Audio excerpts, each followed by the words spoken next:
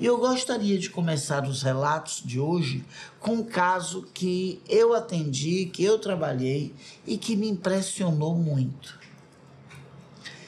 Esse caso tem aproximadamente uns 10 anos e até hoje eu não me esqueci.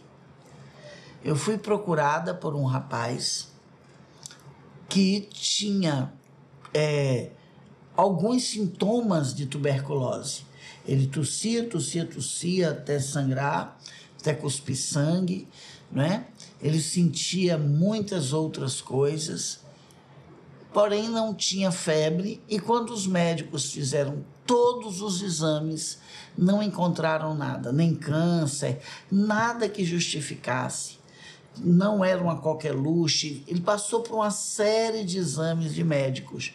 E os médicos imediatamente encaminharam o psiquiatra para ver se era uma doença psicossomática. E alguém falou com ele: você já conhece o trabalho terapêutico de Alu? Vai lá. Nessa época eu já trabalhava também com minha equipe de terapeutas, mas quando chegavam esses casos assim meio fortes, meio estranhos, eles imediatamente me chamavam à cena. Olha, Lu, a gente está aqui cuidando, mas nós vamos precisar de sua experiência. E eu entrei para trabalhar. Era um rapaz jovem, um homem de 30 anos, né? Ele nunca havia fumado, nunca tinha... E ali, na mesma hora que eu olhei através da minha evidência, né, eu vi que ele estava acompanhado por um obsessor que tinha desencarnado por tuberculose. E o rapaz ficou encafifado. Onde eu fui fazer contato com isso? Desde quando começou o tratamento conosco, né, o tratamento espiritual, imediatamente ele parou de tossir e foi parando também de cuspir sangue, essas bobagens, foi se recuperando, não é? Ainda ficou muito fraco e continuamos trabalhando com ele para ele estar completamente recuperado.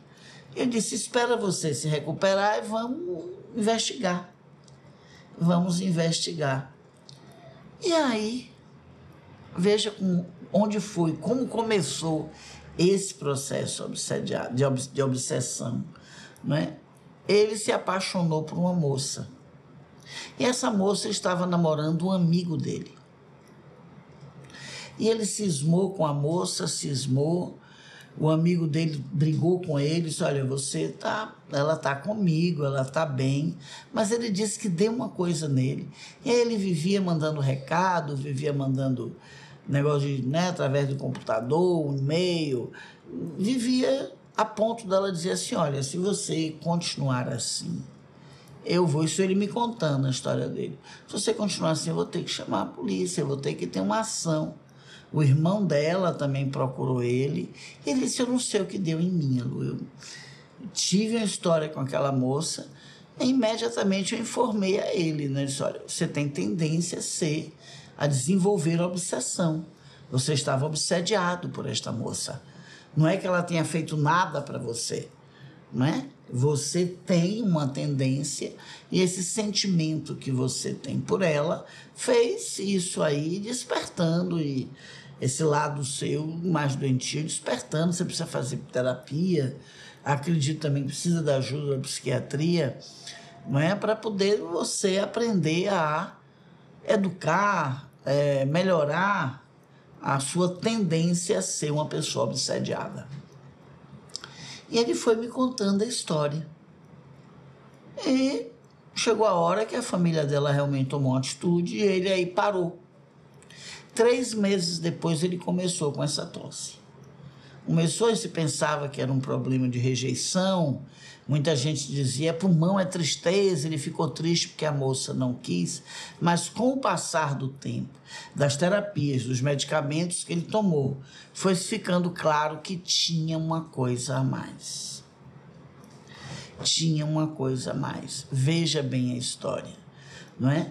Essa moça, a mãe dela era casada com o padrasto, e o pai dela havia desencarnado quando ela era ainda garota, né? Esse caso, a moça estava com 18 anos. E o pai dela tinha desencarnado quando ela estava com 12, 13 anos de tuberculose. Ele ficou impressionado. E eu também. E ali ficou bem claro e visível para mim, não é? Que ele entra, ele não sabe lidar com o sentimento, ele diz que foi a primeira moça que ele gostou, que ele se apaixonou assim, então ele não sabia lidar com o sentimento dele, não sabia lidar com rejeição, não sabia lidar com o não. Eu estou dizendo, a família dela precisou ameaçar até chamar a polícia. Então ele tinha uma natureza com tendências a ser uma pessoa obsediada.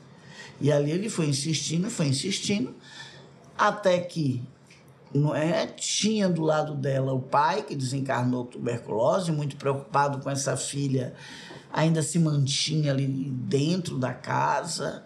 Ela foi lá conversar comigo depois, fizemos um trabalho também para ela, para o pai dela. Eu aprendi muito com esse caso. E ela falava isso assim, que ela sentia que o pai dela estava protegendo ela. Muitas vezes eu senti, em muitas situações, de eu estar assim, viajando no ônibus, vindo da faculdade, e eu senti ele do meu lado, não é? E ao mesmo tempo, ela dizendo, eu tinha dúvidas se ele já estava em condições de estar assim, ali do meu lado, me acompanhando.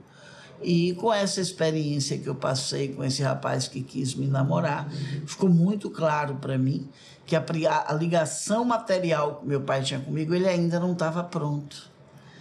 Porque ele estava tão ainda materializado, guardava em si, não é, no seu perispírito, tanta memória da tuberculose, que ele conseguiu transferir isso para uma pessoa com tendências a ser obsediada.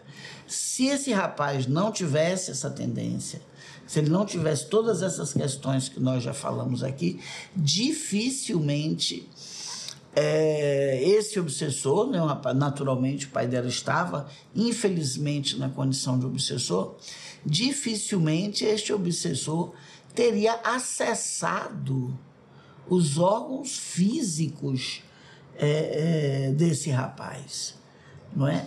E eu aprendi muito com esse caso.